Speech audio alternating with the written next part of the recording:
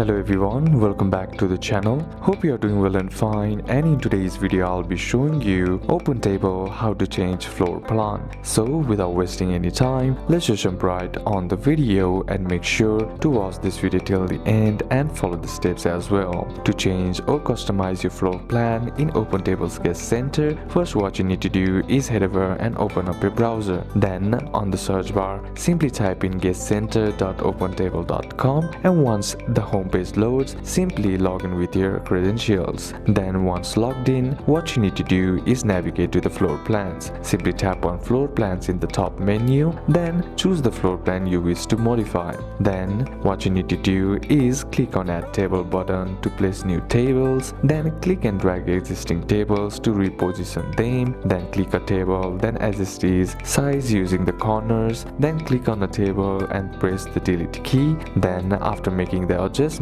click on save to apply the changes. So these are a couple of steps that you can apply, and that's it for today's video guys. Hope this video was useful to you. Leave a like if it did, comment down any questions that you have, and see you soon on the next one.